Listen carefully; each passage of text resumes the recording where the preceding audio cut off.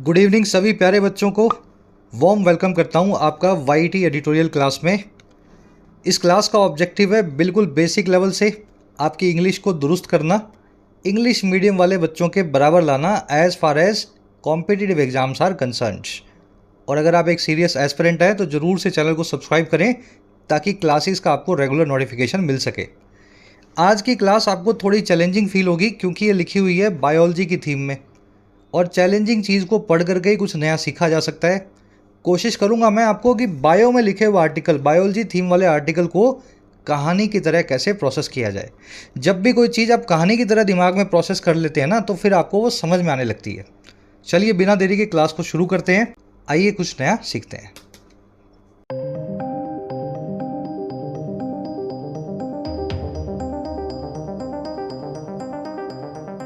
कह रहा है जी रेगुलेशन रोल। देखिए रोल का मतलब होता है भूमिका, और रेगुलेशन वर्ड बना है रेगुलेट नाम की वर्ब से। रेगुलेट करना, किसी चीज़ को नियमित करना, उसको कंट्रोल करना। जैसे आपके घर वाले आपको रेगुलेट करते होंगे कि कितनी पॉकेट मनी मिलेगी, कितनी देर आप टीवी या फ़ोन का इस्तेमाल करेंगे, कितनी देर आप घर के बाहर रह सकते हैं। वो भी अगर आप लड़के हैं तो अलग टाइम होगा, लड़की है तो अलग टाइम होगा। ये सब रेगुलेशंस हैं। आपको कंट्रोल किया जा रहा है, ताकि हालांकि आपके अच्छे के लिए किया जा रहा है, लेकिन ये सब चीज़ें कंट्रोल का पार्ट है। तो रेगुलेशन यानी कंट्रोल, रेगुलेट यानी कंट्रोल करना। कह रहा है जी हमारे जीन्स में भी, हमारे डीएनए आरएनए में भी एक रेगुलेशन का रोल निभाने वाला एक नया हमें पार्टिकल मिला है, जिससे आने वाले टाइम में कैंसर और डायबिटीज़ जैसी खतरनाक बीमारियों का इलाज हमें मिल सकेगा। ठीक है, चलो बात आगे जाकर के देखेंगे ये माइक्रो आरएनए क्या होता है, रेगुलेशन रोल क्या है, आप डिटेल में समझेंगे इसको। कह रहा है the discovery of micro RNA change the understanding of gene regulation. कह रहा है जो डिस्कवरी है यानी खोज है। डिस्कवरी क्या होती है? खोज। खोज है इस नए पार्टिकल की, माइक्रो आरएनए की। कह रहा है इसने चेंज कर दिया, बदल दिया हमारी अंडरस्टैंडिंग को, हमारी समझ को, जो है जीन रेगुलेशन की। तो जीन रेगुलेशन क्या होता है? जीन्स कैसे चेंज होंगे, कैसे म्यूटेट होंगे। अचानक से किसी आदमी को कैंसर होने लगता है, ट्यूमर बन जाता है उसमें, क्योंकि उसके जीन्स जो हैं अलग तरीके से म्यूटेट कर देते हैं। किसी इंसान को अचानक से डायबिटीज़ हो जाती है, तो जीन्स में म्यूटेशन आती है, कुछ रेगुलेशन होता है। कह रहा है जी ये रेगुलेशन अभी तक हमें समझ नहीं आता था क्यों होता है, कौन करता है। लेकिन जैसे ही हमें पता लगा कि माइक्रो आरएनए नाम की एक चीज़ होती है, जैसे इस चीज़ के बारे में हमें समझ में आई, हमारी जीन रेगुलेशन की अंडरस्टैंडिंग भी अब बदलने लगी है। हो सकता है 5, 10, 15 साल बाद बड़े अच्छे तरीके से हम बता पाएँ कैंसर क्यों हुआ और इसको कैसे सही किया जा सकता है किसी भी इंसान का। डिस्कवरी जो है सब्जेक्ट है, डिस्कवरी का मतलब खोज, चेंज्ड इसकी वर्ब है। इस खोज ने चेंज कर दिया, बदल दिया हमारी समझ यानी अंडरस्टैंडिंग को। सब चीज़ें समझ में आ रही है ना? भले ही बायो का आर्टिकल है, आपने अपनी ग्रेजुएशन की होगी साइंस से, मैथ से, आर्ट से या कॉमर्स से, लेकिन कोशिश करेंगे कहानी की तरह आपके दिमाग में आर्टिकल बैठे, बस साथ में इंटरेस्ट के साथ में पढ़ते जाना।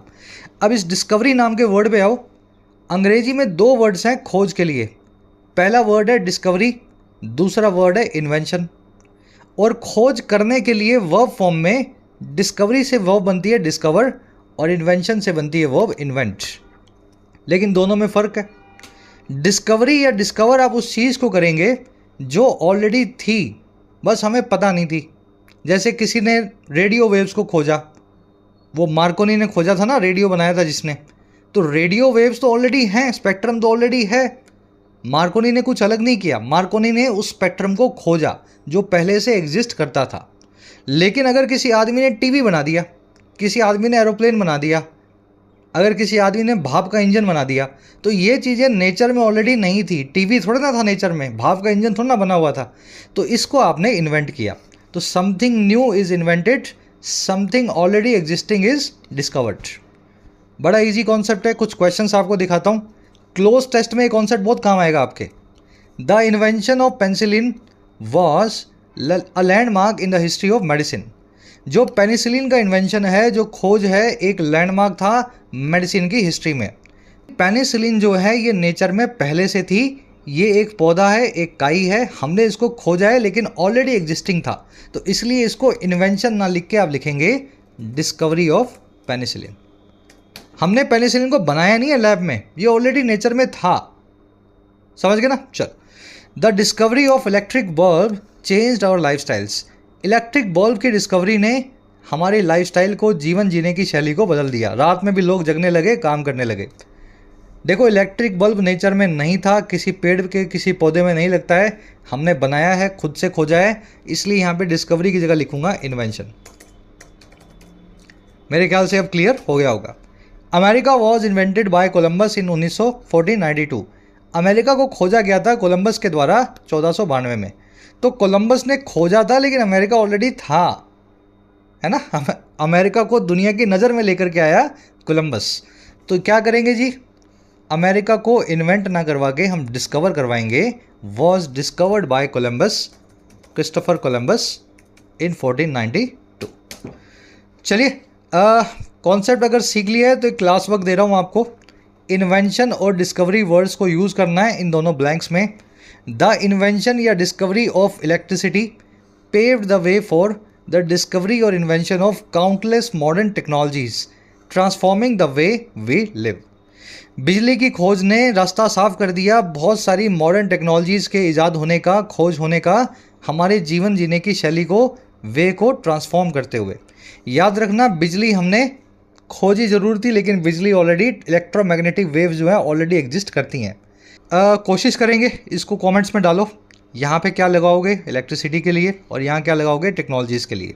सही होगा गलत होगा कमेंट्स में आपको बताएंगे। कॉन्सेप्ट आपका अब ये क्लियर है। चलिए आगे बढ़ते हैं। जल्दी से इस आर्टिकल की वोकैब पर नजर डालें। सारे वर्ड्स मोटे मोटे शुरू में एक साथ देख लो ताकि स्मूथली पढ़ सको। ठीक है, यूट्यूब पे तो अपनी क्लासेस आ ही रही हैं। इन क्लासेस के साथ में आपको अगर स्ट्रक्चर्ड वे में गाइडेंस चाहिए हो अपने एग्जाम्स के लिए तो डाउनलोड करें YET your English tutor app को। कमेंट सेक्शन में इसका लिंक मिलेगा। आपकी अपनी ऐप है, बहुत अफोर्डेबल प्राइसेस में क्वालिटी कंटेंट वाले कोर्सेज आपको मिल जाते हैं ऐप पे।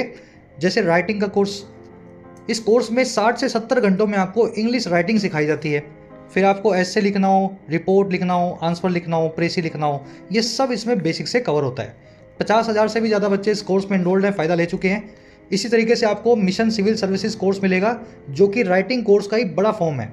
इसमें आपको सारे टॉपिक जो सिविल सर्विसेज के लिए ज़रूरी हैं राइटिंग के हिसाब से, जैसे answer writing, प्रेसी writing, CSAT, descriptive, ये सारे टॉपिक आपको 200 घंटे के इस कोर्स में अच्छे से तैयार करवाए जाते हैं। कोर्स पे भी कुछ कूपन चल रहे हैं, फ़ायदा ले लेना। बैंकिंग और SSC के कोर्स में फुल प्रैक्टिस सेट्स मिलेंगे आपको। प्रीलिम्स, मेंस के, क्लरिकल PO के एक साल के प्रैक्टिस कोर्स हैं। हर क्वेश्चन को आप प्रीवियस ईयर पेपर्स के साथ में तैयार कर सकते हैं। ऐप का लिंक कमेंट सेक्शन में है। कोई क्वेरी हो तो ये व्हाट्सएप नंबर है, इस नंबर पे आप टीम से जुड़े, उनसे कुछ पूछना हो तो पूछ पाएंगे। ऑलराइट, वोकैब शीट है अपनी, शुरू करेंगे सेमिनल से। देखिए, आपको एक वर्ड सुना होगा सीमन। सीमन क्या होता है? सीमन मेल्स के अंदर जो भी सारे स्पर्म्स होते हैं ना, उन स्पर्म्स के कलेक्शन को आप सीमन बोल सकते हैं। ठीक है ना? सीमन जब जाकर के फीमेल को इम्प्रेग्नेट करता है, पेनिट्रेट करता है, तो वहाँ से रिप्रोड्यूस होता है, संतान की उत्पत्ति होती है, बच्चे का, समझ गए ना, पैदा होता है। तो सीमन मतलब एक ऐसी चीज़ जिसके अंदर कुछ बीज है, कुछ नई चीज़ के उगने के। वहीं से इस वर्ड को बनाया गया सेमिनल। सीमन से सेमिनल। सेमिनल ऐसी चीज़ है जो ओरिजिनल हो, जो सीमन से भरपूर हो। जैसे सीमन से, समझ गए ना, बेबी के प्रोड्यूस होने के उसके अंदर बीज है ना, सीमन के अंदर उसके सीड्स हैं। वैसे ही हर वो काम जिससे कुछ नया ओरिजिन हो, सेमिनल काम कहलाता है। कनेक्ट करके बता रहा हूँ, सीमन से ही वर्ड बना हुआ है seminal. Einstein gave a seminal view on the laws of gravity. Einstein ने सेमिनल व्यू को दिया, एक नई व्यू या ओरिजिनल व्यू को दिया लॉज ऑफ ग्रेविटी को लेकर के। न्यूटन के लॉज ऑफ ग्रेविटी पे एक नया एंगल जो है आइंस्टीन ने दिया, सेमिनल तरीके से समझाया। सेमिनल को ओरिजिनल, फंडामेंटल, नॉवल भी बोल सकते हैं। You will see the word seminal in the article today. बड़ा इंपॉर्टेंट वर्ड है, इसका मीनिंग लोगों को समझ नहीं आता सेमिनल क्या है ना। अगला वर्ड है पेक्यूलियर। पेक्यूलियर का मतलब होता है अनयूजुअल और यूनिक। कोई ऐसी चीज़ जो दूसरी चीज़ के हिसाब से खास हो, जुड़ी हुई हो, उससे कनेक्टेड हो, वो पेक्यूलियर होती है। चलो मैं आपको यूज़ करके दिखाता हूँ। Most introverts behave in a peculiar way in social settings. ज़्यादातर जो अंतर्मुखी लोग हैं, इंट्रोवर्ट्स हैं, वो एक ख़ास तरीके से, पेक्यूलियर तरीके से बिहेव करते हैं सोशल सेटिंग्स में, सामाजिक परिवेश में, है ना। अंतर्मुखी आदमी को अगर आप किसी पार्टी में ले जाओ, किसी जलसे में ले जाओ, किसी शादी में ले जाओ, तो उसकी बॉडी लैंग्वेज ही अलग तरीके से हो जाएगी। वही पेक्युलर तरीका है, यूनिक और अनयूजुअल तरीका है अंतर्मुखी लोगों का, इंट्रोवर्ट्स का। चलिए, इसको डिस्टिंक्टिव भी बोलते हैं। You will see this peculiar word in the article today. जो चीज़ खास हो और किसी दूसरी चीज़ से जुड़ी हुई हो, है ना, पेक्युलियर। चलिए, अगला वर्ड है एम्पल। एम्पल का मतलब होता है ऐसी चीज़ जो बहुत बड़ी क्वांटिटी में हो, जिसकी कोई कमी ना हो, जिसकी बहुत ज़्यादा बहुतायत हो, हिंदी में बोलते हैं ना। Despite ample evidence against him the accused denied having murder the victim. बावजूद बहुत सारी एविडेंस के, सबूत के उसके खिलाफ अक्यूज ने, आरोपी ने मना कर दिया मर्डर किए हुए होने को विक्टिम को। मतलब आरोपी ने बोल दिया I have not murder the victim, he denied having murder the victim. चलिए, एम्पल यानी बहुत सारा, इसको अबंडेंट, कॉपियस, प्लेथोरिक, एफ्लुएंट, साइजेबल, इन सभी वर्ड से बताया जा सकता है। कॉपियस और अबंडेंट वर्ड को जरूर देख लेना। अबंडेंट मेरे ख्याल से ज़्यादातर लोगों को पता होता है ना, अबंडेंट यानी बहुत बड़ी मात्रा में। कॉपियस वर्ड शायद नहीं पता होता, तो ध्यान रखना। चलिए, अगला वर्ड अपने पास कौन सा वर्ड है भाई? प्रोलिफरेशन। प्रोलिफरेशन का मतलब होता है जी दिन दुगनी रात चुगनी तरक्की होना, किसी चीज़ में बढ़त होना, है ना, प्रोलिफरेशन। ग्रोथ या इंक्रीज को बोलते हैं प्रोलिफरेशन, डेवलपमेंट को। This past decade saw a massive proliferation of online services. पिछले 10 सालों ने, इस पिछले दशक ने एक बहुत बड़ी तरक्की को, दिन दुगनी रात चुगनी तरक्की को देखा, प्रोलिफरेशन को देखा ऑनलाइन सर्विसेज का। अब आपको अपना वॉशिंग मशीन सही करवाना है तो आप अर्बन क्लैब से किसी को बुला लेंगे, शादी करनी है तो मैट्रिमोनियल वेबसाइट से, डेटिंग करनी है तो डेटिंग वेबसाइट, है ना, गाड़ी, खाना, फूड, सब कुछ ऑनलाइन आता है। तो प्रोलिफरेशन हो गया, बहुत तेज़ी से दिन दुगनी रात चुगनी तरक्की हुई। ठीक है, तो ये proliferation word you'll see in the article today. Last word है अपने पास प्रोग्नोसिस या प्रोग्नोस्टिकेशन। दोनों वर्ड सेम है, एक ही मीनिंग रखते हैं। प्रोग्नोसिस बना है प्री प्लस में डायग्नोसिस से। डायग्नोज करना यानी किसी चीज़ की जांच करके पता लगाना। डॉक्टर आपका हार्ट बीट, आपका ब्लड प्रेशर, ये सब डायग्नोज करके कोशिश करता है कि आप में कोई बीमारी तो नहीं है, कोई कंडीशन तो नहीं है। अगर आप किसी चीज़ को प्री डायग्नोज कर रहे हैं तो आप उसके होने से पहले ही उसकी जांच कर रहे हैं, या फिर आप किसी चीज़ को प्रिडिक्ट कर रहे हैं जो काम अभी तक हुआ नहीं है, आप उसकी भविष्यवाणी कर रहे हैं। समझ पा रहे हैं मेरी बात को? आपको डायबिटीज़ हुई नहीं है, लेकिन डॉक्टर आपके बीपी चेक करके, आपकी शुगर चेक करके आपको बता रहा है कि 1 साल में, 2 साल में, 5 साल में डायबिटीज़ हो सकती है। तो डायबिटीज़ का आपको प्रोग्नोसिस मिल चुका है, पहले से भविष्यवाणी मिल चुकी है। चलिए, अब ये ज़रूरी नहीं है डॉक्टर से या बीमारियों से कनेक्ट करना, किसी भी चीज़ की भविष्यवाणी को बोल सकते हैं। द लॉन्ग टर्म प्रोग्नोसिस या प्रोग्नोस्टिकेशन for the economy is rather disappointing. जो लंबे टर्म का प्रोग्नोसिस है या प्रिडिक्शन है हमारी इकॉनमी का, वो कुछ हद तक रादर डिसअपॉइंटिंग है, थोड़ा सा निराशाजनक है नहीं। हमारी इकॉनमी बहुत अच्छी चल रही है, लेकिन सेंटेंस हमने खाली ऐसा बनाया है। चलिए, इसको प्रोजेक्शन भी बोलते हैं, एस्टिमेशन भी बोलते हैं, प्रिडिक्शन तो ऑफकोर्स बोल ही पाओगे आप, प्रेसेज भी बोल सकते हो। You will see this word prognosis pre plus में diagnosis in the article today. 5 words हैं, डिटेल में हो गए। एक बार रिपीट करना, रिपीट कर लो, चैनल को, वीडियो को पॉज करके यहीं पे। चलो, अब आर्टिकल पे आते हैं। एक समरी आपको आपको पता लगे आर्टिकल किस बारे में लिखा हुआ है। ध्यान से समझना। देखो, हमारी बॉडी बनी हुई है सेल से, कोशिकाओं से, और सेल्स को किस चीज़ से बनाया गया है? जीन से बनाया गया है। मतलब जीन से सेल्स बनी हुई हैं, और जीन्स बने होते हैं डीएनए से और आरएनए से। फुल फॉर्म क्या होती है इनकी भाई? राइबो न्यूक्लिक एसिड और डीऑक्सी राइबो न्यूक्लिक एसिड। आपके एसएससी बैंक में आता होगा ना ये डीएनए आरएनए की फुल फॉर्म। तो अभी तक हमें ये पता था कि डीएनए आरएनए से हमारे जीन्स बने हैं, और डीएनए आरएनए जब चेंज हो जाते हैं तो हमें जेनेटिक बीमारियां होने लगती हैं, जैसे कि कैंसर होना, गंजापन होना, शुगर होना, ये सब जेनेटिक बीमारियां, हार्ट डिजीज़ होना। और इन पे किसी का कोई जोर नहीं है। आप ज़रूर अपना कुछ ख्याल रख सकते हैं, लेकिन अगर आपकी तकदीर ख़राब है, किसी की भी, आपकी मेरी, किसी भी इंसान की, भगवान ना करे, तकदीर ख़राब है, तो उसको ये बीमारियां हो ही जाएंगी, क्योंकि इनके पीछे का मैकेनिज्म हमें नहीं पता। भाई कौन सा डीएनए कौन सा आरएनए से कब झगड़ा कर गया और जीन चेंज हो गया और बॉडी में ट्यूमर बनने लगा। लेकिन अब ये अंडरस्टैंडिंग हमें धीरे धीरे आने लगी है, और वो इसलिए आने लगी है क्योंकि आरएनए का एक छोटा भाई मिल गया, माइक्रो आरएनए। आरएनए कैसे काम करता है वो बताता है माइक्रो आरएनए, और माइक्रो आरएनए की स्टडी करके इस साल जिसको नोबेल मिला है, जिस साइंटिस्ट को, उसने ये बताया कि आने वाले टाइम में इसी स्टडी के सहारे हम बड़ी बड़ी बीमारियों के होने का कारण और उनको सही करने का तरीका भी खोज पाएंगे।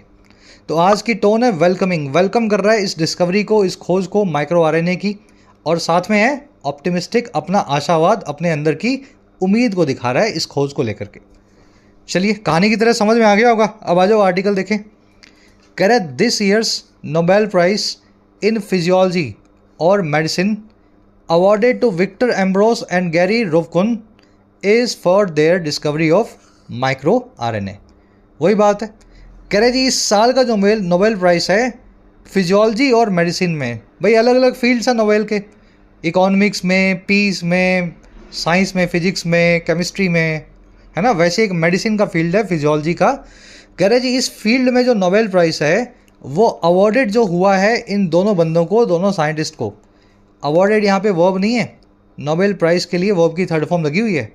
कह रहे वो नोबेल प्राइज़ जो अवॉर्ड किया गया है, दिया गया है इन दोनों लोगों को। कह रहे ये जो नोबेल प्राइज़ है ना, ये है इनकी उस खोज के लिए, डिस्कवरी के लिए जो है आरएनए के छोटे भाई की, माइक्रो आरएनए की। अब ये माइक्रो आरएनए क्या होते हैं, कॉमा लगा के बता रहे। कह रहे जी small RNA regulators of gene expression in eukaryotes. कह रहा है ये स्मॉल आरएनए रेगुलेटर्स हैं, आरएनए को रेगुलेट करने वाले छोटे छोटे पार्टिकल्स हैं, आरएनए के छोटे भाई हैं।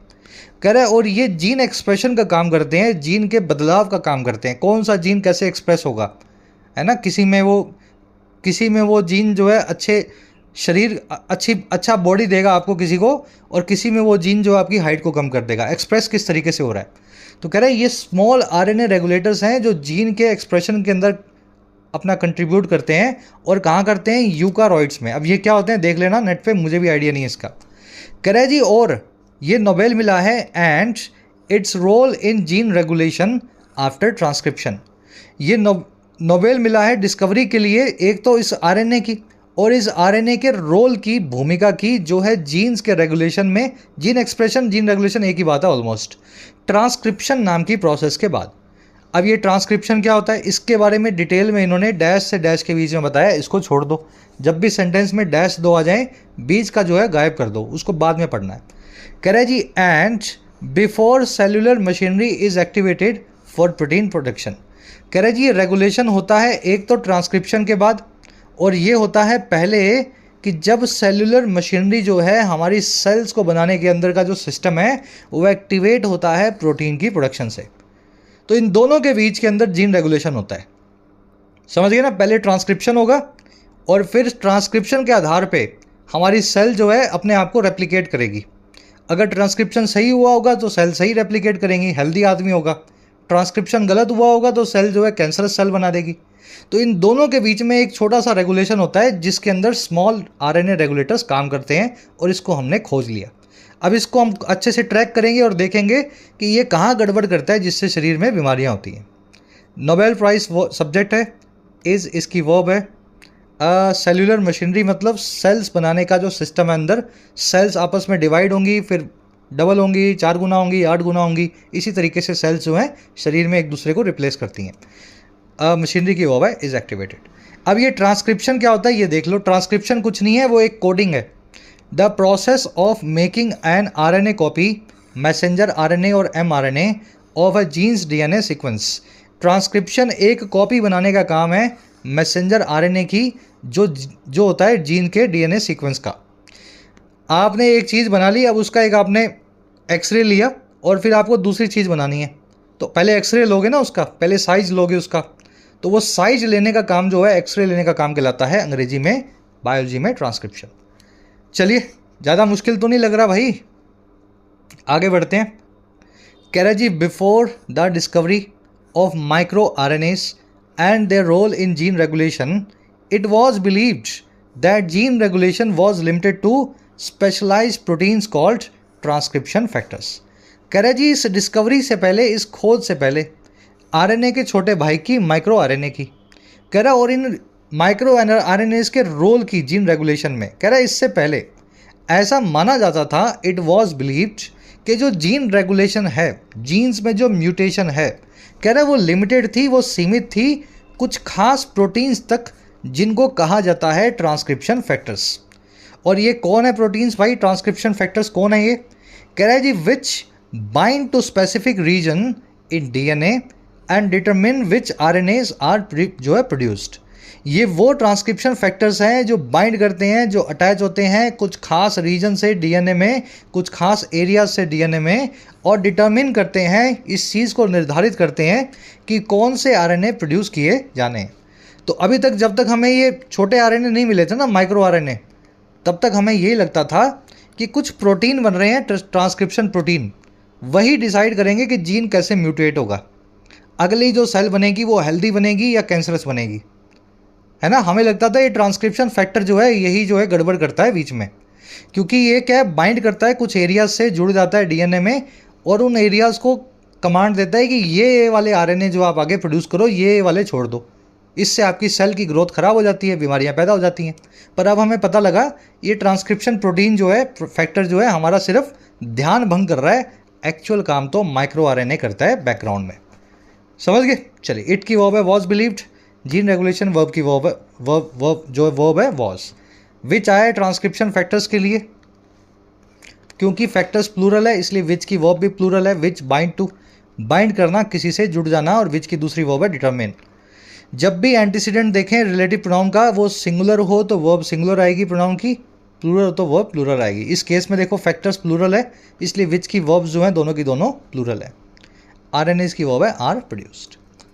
आज मैं दूसरा आर्टिकल ले रहा था, वो एक और आर्टिकल आज सेकंड वाला जो एडिटोरियल है, कुछ एयरफोर्स शो हुआ था साउथ में और वहाँ पे कुछ लोग जो है प्यास से और गर्मी से मर गए। पर फिर मुझे लगा जस्टिस नहीं होगा, क्योंकि ये आर्टिकल जब तक आपको पढ़ने ना आए फिर इजी वाले पढ़ के आप क्या ही सीखोगे। कह रहा है जी in 1993 using 1 mm long mutant round worms called C elegans the winners of this year's Nobel provided proof that gene regulation is not confined to transcription factors. कह रहा है 93 में क्या हुआ, यूज़ करते हुए 1 millimetre long mutant round worms को, जिनका नाम है सी एलिगेंस। ये एक तरह के कीड़े हैं, इनको सर्च करना आप नेट पे, ये मिट्टी में पाए जाते हैं और ये म्यूटेंट राउंड वर्म्स है। राउंड वर्म यानी केंचुए, म्यूटेंट यानी बदलाव हो गया इनमें, कुछ नई प्रजाति के केंचुए हैं ये।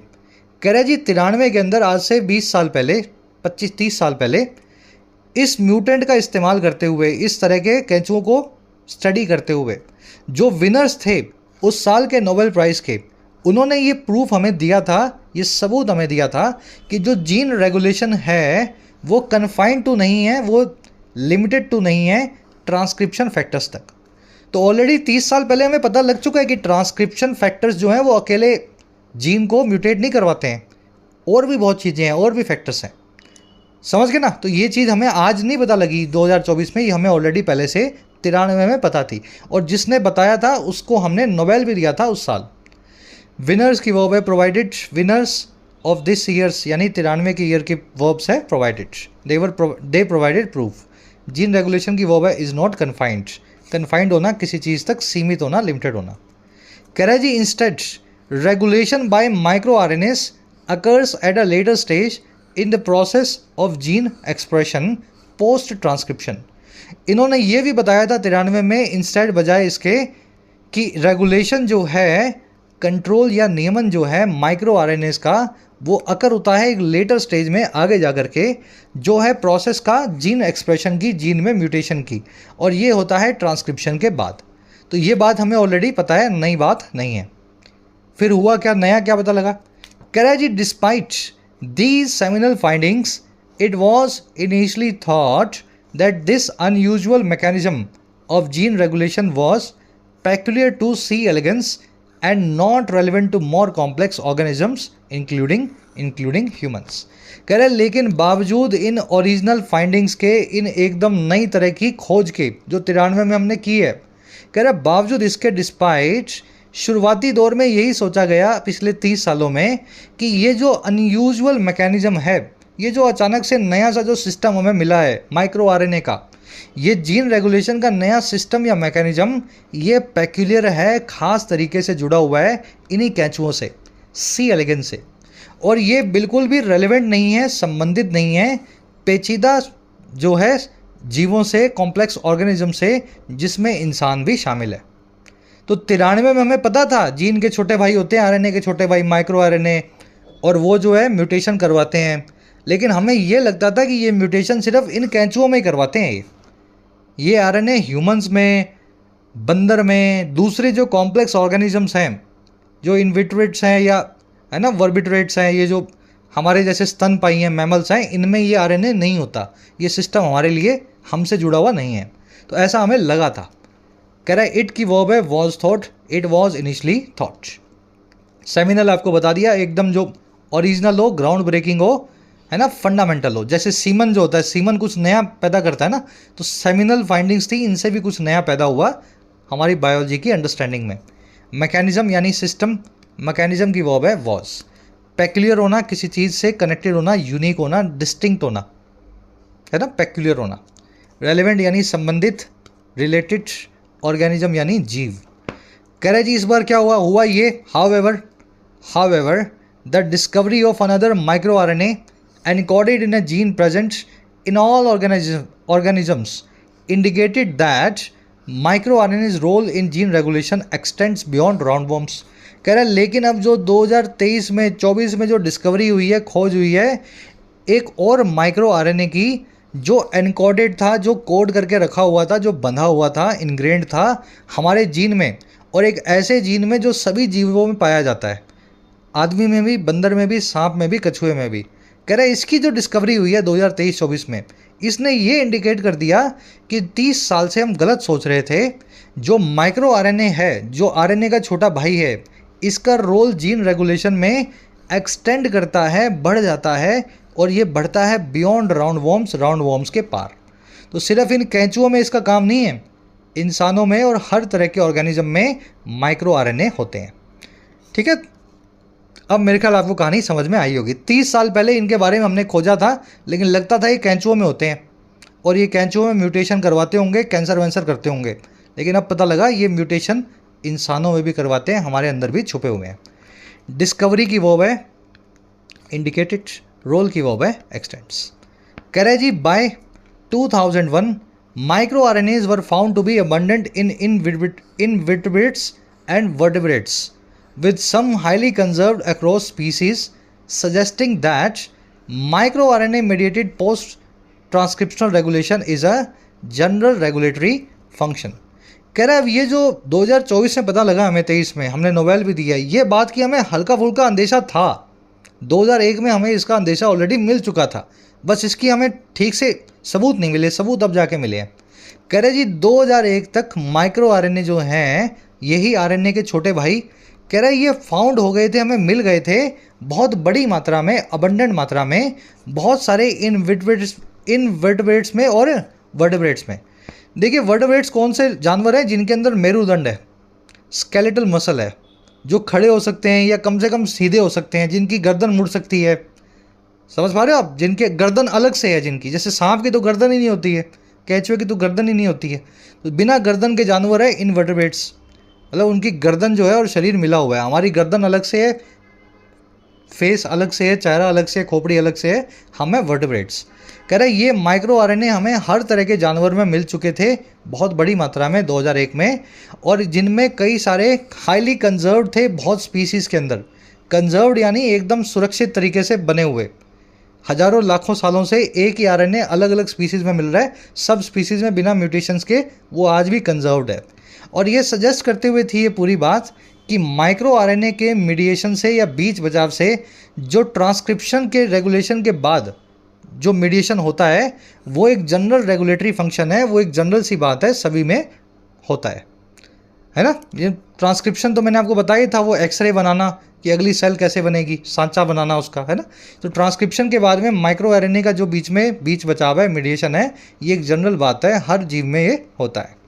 माइक्रो आरएनए की वर्ब है वर फाउंड, ये मैंने आपको बता दिया, इनविट्रेट्स और वर्टिब्रेट्स। अबंडेंट यानी कॉपियस, बहुत बड़ी मात्रा में हो, जो है ना, प्लेंटीफुल हो, न्यूमरस हो। चलिए, कह रहा है जी as per current knowledge the human genome codes for 1000 micro RNS.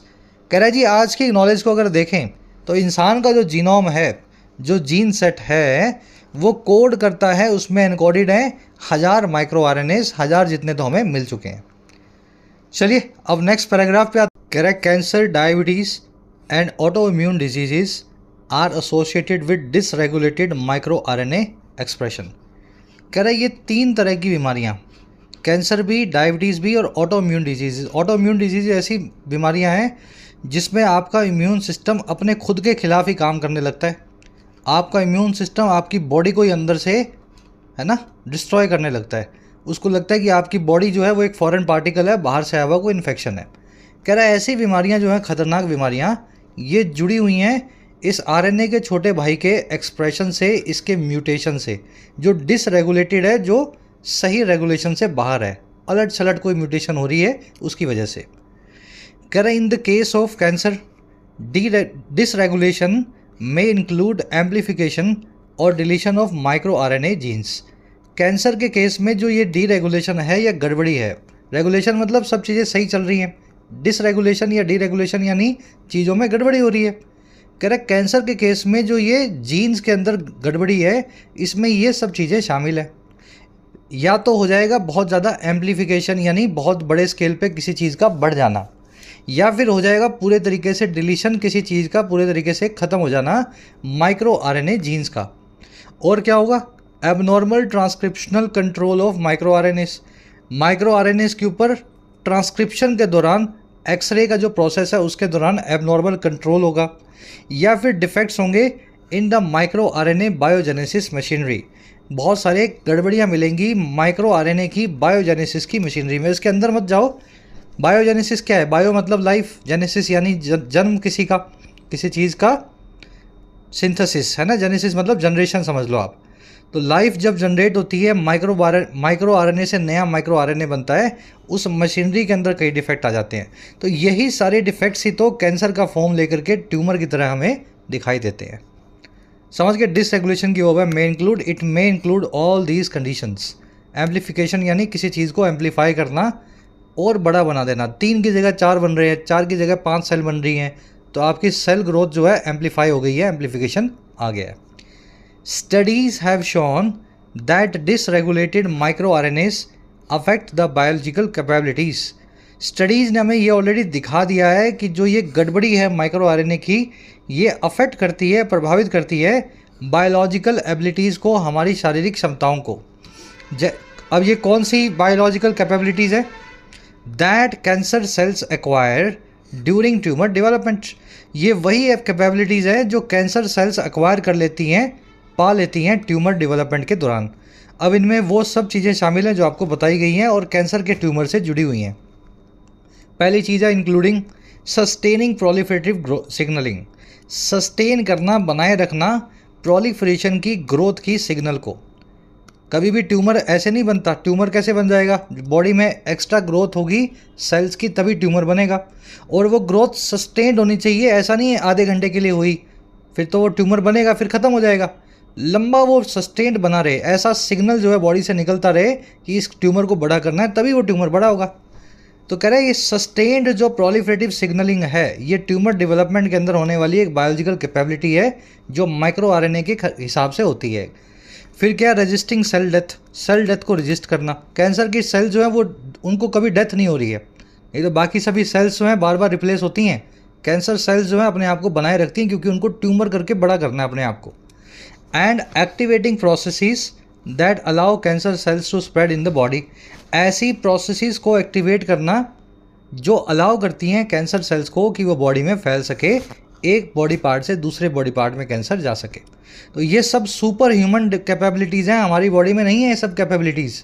ये तो कैंसर की जब गड़बड़ी होती है तब बॉडी इन सारी कैपेबिलिटीज़ को एक्वायर कर लेती है। ट्यूमर बना लेगी, ट्यूमर बड़ा करेगी, सेल को मरने नहीं देगी, गंदी सेल्स को, उन सेल्स को एक जगह से दूसरी जगह ट्रैवल करवाएगी, कैंसर को आगे बढ़ाएगी।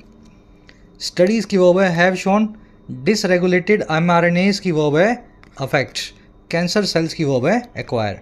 प्रोलिफरेशन आपको याद होगा, दिन दुगनी चार चुगनी तरक्की होना, बढ़ोतरी होना। कह रहा है जी preliminary studies have also indicated that certain micro RNAs can serve as potential biomarkers for human cancer diagnosis. Prognosis and therapeutic targets. कह रहे स्टडीज़ ने ये भी शो किया है, इंडिकेट किया है, इशारा किया है कि कुछ ऐसे mRNAs भी हैं सर्टेन जो हमने खोज लिए हैं, कुछ खास ऐसे mRNA हैं, RNA के छोटे भाई हैं जो सर्व कर सकते हैं इस पर्पज़ को। और किस पर्पज़ को? पोटेंशियल बायोमार्कर्स के तौर पे। पोटेंशियल यानी संभावित, बायोमार्कर मतलब बॉडी का एक ऐसा मार्क जिससे कुछ आपको आइडिया लगे। जैसे बीपी जो है वो बायोमार्कर है हार्ट डिजीज़ का। अगर बीपी बहुत ज़्यादा रहता है तो हार्ट डिजीज़ होनी ही है। बढ़ी हुई शुगर एक बायोमार्कर है डायबिटीज़ का। तो वैसे ही बॉडी में कई mRNAs हैं, अगर वो मिल जाएं तो वो बायोमार्कर का काम करेंगे इंसान के कैंसर के डायग्नोसिस, प्रोग्नोसिस और थेरेप्यूटिक टारगेट्स का। वो जैसे ही आपको वो mRNA बॉडी में दिखेंगे, आपको उस आदमी में पता लग जाएगा कि कैंसर या तो हो चुका है या होने की संभावना है, प्रोग्नोसिस कर दिया आपने, या फिर इस mRNA को थेरेपी के हिसाब से बॉडी से हटा दो, इससे कुछ टारगेट आपका अचीव होगा, कुछ कैंसर का संभावनाएं खत्म होंगी। चलिए स्टडीज़ की वर्ब है हैव इंडिकेटेड, mRNA की वर्ब है can serve, they can serve as biomarkers for all these जो है थिंग्स। प्रोग्नोसिस, प्रोग्नोस्टिकेट, किसी चीज़ के बारे में फोरकास्ट या प्रिडिक्ट करना। कह रहा है जी it is now known that beyond perturbing human immune responses, disruption and dysfunction of mRNAs या micro RNAs can initiate the production of anti autobodies. कह रहा है जी ये भी अभी नहीं पता है, इट इज़ नॉट नॉन। क्या चीज़? कह रहा है जी बियॉन्ड या पार जा करके परटर्ब करने के या डिस्टर्ब करने के। डिस्टर्ब और परटर्ब एक ही बात है। किसी चीज़ के सिस्टम को ख़राब कर देना, एकदम डिस्टर्ब कर देना कहलाता है परटर्ब करना। कह रहा है जी इस चीज़ से आगे बढ़ करके परटर्ब करने के इम्यून रिस्पॉन्सेज को, कह रहा है इसके बियॉन्ड जो डिसरप्शन और डिसफंक्शन जो है mRNAs का, माइक्रो RNAs के अंदर जो गड़बड़ी है, क्या वो इनिशिएट कर सकती है, क्या वो शुरू कर सकती है ऑटो एंटीबॉडीज़ के प्रोडक्शन को। एंटीबॉडीज़ बॉडी के अंदर ऐसे हमारी रोग प्रतिरोधक क्षमता है, हमारी ऑटो इम्यून सेल्स हैं, एंटीबॉडीज़ हैं जो बाहर से आने वाले वायरसेस के खिलाफ लड़ती हैं। आपको वैक्सीन लग जाएगी, एंटीबॉडीज़ बन जाएंगी, नेक्स्ट टाइम वायरस आपकी बॉडी में आएगा, आपको एंटीबॉडीज़ अपने आप उसको फाइट करके भगा देंगी। लेकिन ऑटो एंटीबॉडीज़ क्या होती हैं? ये ऐसी एंटीबॉडीज़ होती हैं जो बॉडी को ही अंदर से ख़राब करने लगती हैं। ऑटो यानी खुद को। इनको लगता है कि आपकी लिवर की जो सेल्स हैं, आपकी किडनी की जो सेल्स हैं, ये बाहर की सेल्स हैं, इन्फेक्शन सेल्स हैं। यानी आपकी बॉडी खुद की ही दुश्मन बन जाए ऑटो एंटीबॉडीज़ जब आपकी बॉडी में बनने लगे। तो हमें पता नहीं है कि क्या ये चीज़ ऑटो एंटीबॉडीज़ को भी बना सकती है and contribute to pathogenesis of autoimmune diseases including rheumatoid arthritis and multiple sclerosis, और कंट्रीब्यूट कर सकती हैं पैथोजेनेसिस तक। जेनेसिस यानी किसी चीज़ का बर्थ यानी पैदा होना, पैथो यानी बीमारी, डिजीज़ डेवलपमेंट को बोलते हैं पैथोजेनेसिस। तो ऑटो इम्यून डिसीज़ की जन्म को भी कंट्रीब्यूट कर सकती हैं, जिसमें ये वाली बीमारी शामिल है जिसको आप हिंदी में बोलते हैं गठिया, आर्थराइटिस, और ये वाली बीमारी शामिल है जिसको बोलते हैं स्क्लेरोसिस। ये कई टाइप के होते हैं। तो आपको किसी का सुना होगा आपने, गठिया है इनको पाँवों में, है ना, इनके हाथों में पाँवों में दर्द रहता है, जोड़ों में। तो हाथों पाँवों के अंदर ऑटो एंटीबॉडीज़ बनने लगी हैं जो हाथ पाँव की सेल्स को ख़राब कर रही हैं, है ना। तो ये ऑटो इम्यून डिजीज़ है जिसका कोई बाहर से कोई रीज़न नहीं है। आपकी बॉडी ने अंदर से सिस्टम अपना ऐसा कर दिया है, बॉडी खुद को ही अंदर से अटैक कर रही है। तो ये हमें पता नहीं है कि क्या ये सब भी इस सबसे mRNA से हो सकता है। अभी हमें जानना है। इट की वर्ब है is not non, disruption dysfunction की वर्ब है कैन इनिशिएट, ठीक है, can initiate and can contribute, दोनों वर्ब्स हैं डिसफंक्शन और जो है डिसरप्शन की। चलिए पैथोजेनेसिस मैंने आपको बता दिया, डिजीज़ डेवलपमेंट को बोलते हैं। पैथोज यानी बीमारी, जेनेसिस यानी किसी चीज़ का बर्थ, किसी चीज़ का पैदा होना। कह रहा है several micro RNA associated diagnostic biomarkers have already been developed and used clinically. अब ये लास्ट वाली लाइन बहुत काम की है। कह रहा है जी ये जो सब हमने सोचा है ना, ये सब सोचा नहीं है, ये ऑलरेडी हो रहा है। बहुत सारे माइक्रो RNA से जुड़े हुए जो डायग्नोस्टिक बायोमार्कर्स हैं, जो हमारे पास छोटे छोटे, समझ गए ना, इंडिकेशंस हैं कि ये माइक्रो RNA है तो ये बीमारी हो सकती है बॉडी में। कह रहा है ये ऑलरेडी डेवलप हो गए हैं और इनको क्लिनिकली यूज़ किया जा रहा है, हॉस्पिटल्स में इस्तेमाल इनका किया जा रहा है। Though they have yet to be commercialised, हालांकि उनका कमर्शलाइजेशन होना अभी भी बाकी है। आप जब बीमार होंगे तब डॉक्टर ज़रूर आपका चेक कर लेगा ये कि ये वाला mRNA बॉडी में था या नहीं, लेकिन आप ऐसे नहीं जा सकते किसी को पैसा दे करके कि चेक करवा लो मेरा कौन सा mRNA बॉडी में दिखता है ना। कमर्शियली ये अभी तक अवेलेबल नहीं है, क्लिनिकली इसको टेस्टिंग के स्टेज पे अभी यूज़ किया जा रहा है। बायोमार्कर्स की वर्ब है हैव बीन डेवलप्ड, दूसरी वर्ब है हैव बीन यूज्ड, दे की वर्ब है have yet to be commercialised. कह रहा है जी likewise candidate drugs targeting micro RNAs are currently being tested in clinical trials. कह रहा है जी इसी प्रकार से लाइक वाइज यानी सिमिलरली बहुत सारी प्रत्याशी ड्रग्स हैं, कैंडिडेट ड्रग्स हैं, जो ड्रग्स बनी नहीं है लेकिन ड्रग बनने का कैंडिडेट है, आगे जाकर के सक्सेसफुल रही तो ड्रग बन जाएंगी। कह रहा है ऐसी ड्रग्स जो हैं जो टारगेट करती हैं इन्हीं आरएनए के छोटे भाइयों को बॉडी में, इनको भी टेस्ट किया जा रहा है क्लिनिकल ट्रायल्स में, टेस्टिंग ट्रायल्स के दौरान। तो आने वाले 5-7 साल में आप देखेंगे आपको ऐसी दवाई दिखेगी। सच बता रहा हूँ आपको, ये ऑलरेडी हो रहा है कुछ कंट्रीज़ में। आपने सुना होगा जेफ बेजोस जो हैं उन्होंने पूरी बॉडी को अपना स्कैन करवा लिया है कि कौन कौन से आरएनए जो है उनकी बॉडी में मिलते हैं और कौन कौन सी बीमारियां उनको होने वाली हैं, तो पहले से ही इलाज ले रहे हैं। वो अल्ट्रा हाई नेटवर्थ इंडिविजुअल्स जो हैं लाखों करोड़ों रुपए जो खर्च कर लेते हैं। तो आने वाले 10-15 साल में इस टेक्नोलॉजी सबके पास होगी। पैदा होते ही बच्चे को देख करके बता दिया जाएगा कि आज से 50 साल बाद इसको ये बीमारी होने वाली है और ये आरएनए इसका ख़त्म कर दो, आज ये बीमारी इसकी है ना, अभी से इसकी हील कर दो। इसको जेनेटिक इंजीनियरिंग भी बोलते हैं। इसी के ऊपर ये आर्टिकल बेस्ड था। होपफुली इंटरेस्टिंग लगा होगा, कुछ नया पढ़ने को मिला होगा। मेरे लिए भी चैलेंजिंग था इसको पढ़ाना कि आपको सब चीज़ें समझ में आए, है ना। अब आ जाओ अपने क्विज़ पे। पैराजंबल सेट है भाई, आराम से इसको पॉज करो और चारों ऑप्शंस हैं आपके सामने, चारों स्टेटमेंट्स को सही सीक्वेंस में बिठाओ। वीडियो को पॉज करके खुद से एक बार ट्राई देना, फिर मैं करवाता हूँ, मैच कर लो।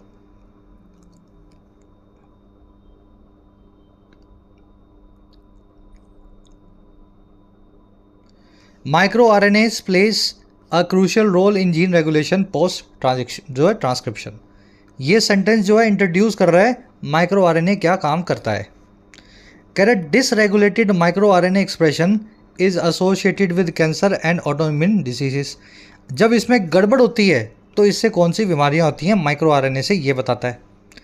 Discovery of micro RNA extended beyond its initial observation in roundworms. जो डिस्कवरी है, जो खोज है माइक्रो आरएनएस की, वो एक्सटेंड बियॉन्ड होती है, वो पार जाती है इसकी ऑब्जर्वेशन से, जो इनिशियल ऑब्जर्वेशन जो कई कैंचुओं में की गई थी। Drugs targeting micro RNAs are being tested but are not yet commercialised. बहुत सारी ड्रग्स हैं जो माइक्रो आरएनए को टारगेट करती हैं, टेस्ट हो रही हैं, लेकिन इनको कमर्शलाइज नहीं किया गया, इनको बाजार में भी नहीं उतारा गया। बहुत ईजी लगेगा ये आपको। देखो सबसे पहले डिस्कवरी पे जाएंगे, खोज पे जाएंगे। माइक्रो आरएनए की खोज जो है वो कैंचुओं के पार हो गई है, कैंचुओं के अलावा इंसानों में भी मिलने लगा है। फिर क्या बताएंगे माइक्रो आरएनए क्या काम करता है। ये बहुत क्रूशियल रोल को प्ले करता है जीन्स के पोस्ट व ट्रांसक्रिप्शन में। CA जहाँ मिल जाए वो आपका आंसर बन जाएगा। यहाँ AC आ रहा है, यहाँ भी AC आ रहा है, यहाँ CA आ रहा है और यहाँ CA बीच में D आ रहा है। तो A और फर्स्ट और थर्ड मेरे आंसर बन सकते हैं। वैसे तो फर्स्ट ही बन रहा है लेकिन थर्ड में भी D बीच में आ रहा है ना। अब D को बीच में डाल करके देखो। पहले डिस्कवरी के बारे में बताओ C से, फिर बताओ कि ड्रग्स जो हैं उनको टेस्ट किया जा रहा है लेकिन वो कमर्शलाइज नहीं हुई हैं माइक्रो आरएनए को टारगेट करने वाली। भाई ड्रग्स कहाँ से आ गई बीच में। माइक्रो आरएनए को तो तब टारगेट करना है ना जब इसमें कुछ खामियां होंगी। आप खामियों वाला सेंटेंस तो बीच में से छोड़ गए। डिसरेगुलेट करना यानी किसी चीज़ में रेगुलेशन की कमी होना। तो माइक्रो आरएनए में गड़बड़ी होगी तभी ड्रग को यूज़ करके उससे गड़बड़ी को आप सही करेंगे। तो कहने का मतलब है D तब तक नहीं आ सकता जब सेंटेंस में B ना आ गया हो और C के बाद में A आएगा। तो दो जोड़े बन गए CA और BD। C में बताया गया खोज के बारे में, A में बताया गया इसकी सिग्निफिकेंस के बारे में, ये क्या काम करता है। B में बताया गया इसकी गड़बड़ी के बारे में और D में बताया गया इसके इलाज के बारे में। समझ पाए आसान भाषा में। CABD फर्स्ट आंसर बनेगा। कह रहा है जी इनमें से कौन सा एक पॉसिबल कॉन्सिक्वेंस है, नतीजा है डिसरेगुलेटेड माइक्रो आरएनए एक्सप्रेशन का। माइक्रो आरएनए में आरएनए के छोटे भाई में गड़बड़ी हो जाने पे इन चारों में से कौन सा नतीजा आपको देखने को मिल सकता है आर्टिकल के हिसाब से।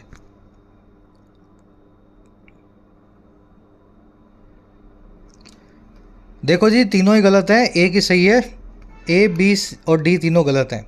नॉर्मलाइज्ड इम्यून रिस्पॉन्स नहीं आएगा। नॉर्मलाइज क्यों आएगा? एबनॉर्मल आएगा ना। ट्रांसक्रिप्शन फैक्टर्स में इंक्रीज होना है तो कहीं लिखा ही नहीं हुआ था। और prevention of cell proliferation and spread, गलत बात है। प्रिवेंशन यानी रोग, कैंसर पे रोकथाम थोड़ी ना होती है। डिसरेगुलेशन से तो कैंसर बढ़ता है। तो एम्प्लीफिकेशन और डिलीशन होता है माइक्रो आरएनए जीन्स का, जो डिसीजेज में कंट्रीब्यूट करता है, जैसे कि कैंसर जैसी। ठीक है, तो सेकंड में बनेगा सी। वैसे बहुत आसान है ये क्वेश्चन, बहुत इजी है। कह रहा है जी करंट स्टेटस क्या है माइक्रो आरएनए से जुड़ी हुई ड्रग्स का, जैसा कि आर्टिकल में मेंशन्ड है। तो ये ड्रग्स का अभी क्या स्टेटस चल रहा है?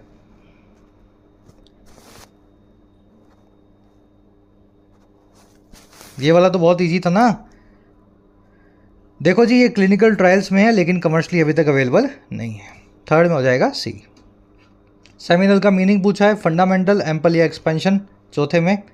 और एक ऐसी प्रिडिक्शन कि कौन सी चीज़ आगे कैसे जाके डेवलप होगी, याद है ना वो पी से बनने वाला वर्ड, डायग्नोसिस, डायग्नोस्टिक वाला वर्ड। तो वो वन वर्ड आपको यहाँ पे फिफ्थ में लिखना है, आगे किसी चीज़ के डेवलप होने की प्रिडिक्शन को क्या बोलते हैं। लास्ट में मिलेंगे 4 क्वेश्चंस क्लोज टेस्ट के, ये खुद से करना है आपको, बहुत ईजी है। 4 वर्ड्स आपको मैंने दे दिए हैं, peculiar, invention, discovery and proliferation. तो 6वां, 7वां, 8वां, 9वां, चारों में इनको फिट करना है। सेंटेंस का मीनिंग निकलना चाहिए पूरे का। तो कोशिश करो खुद से। वीडियो के नीचे फर्स्ट कमेंट में आंसर्स हैं, आउट ऑफ 9 कितने मार्क्स मिले चेक करके बताना, मेरे आंसर से अपने आंसर्स को। नीचे जाओ फर्स्ट कमेंट में, वहाँ आपको पिंड कमेंट मिलेगा, रीड मोर पे क्लिक करना, मेरे आंसर्स आपको दिख जाएंगे। क्लास कैसी लगी आज की? कुछ नया चैलेंजिंग सीखा, मज़ा आया? तो पूरी देखने वाले बच्चे पीडी लिख देना, और जिनको इंटरेस्टिंग लगी हो तो पीडीआई लिखना, सर पूरा देखा और इंटरेस्टिंग लगा। चलिए कमेंट्स में ज़रूर अपना फीडबैक डालें। कल आपसे लेंगे मुलाकात कल की क्लास में। जिन बच्चों को कोर्सेज की ज़रूरत है, एक्स्ट्रा क्लासेस की ज़रूरत है, you can take the benefits of the courses. Application को डाउनलोड करें, YT ऐप को, आपको राइटिंग का, SSC का और बैंकिंग का, इनफैक्ट UPSC का भी कोर्स मिल जाएगा। अफोर्डेबल कोर्सेज है, मेहनत करना चाहते हैं तो ऐप को डाउनलोड करें, कमेंट सेक्शन में लिंक रखा गया है, you can take the benefits. चलिए अंटिल देन साइनिंग आउट।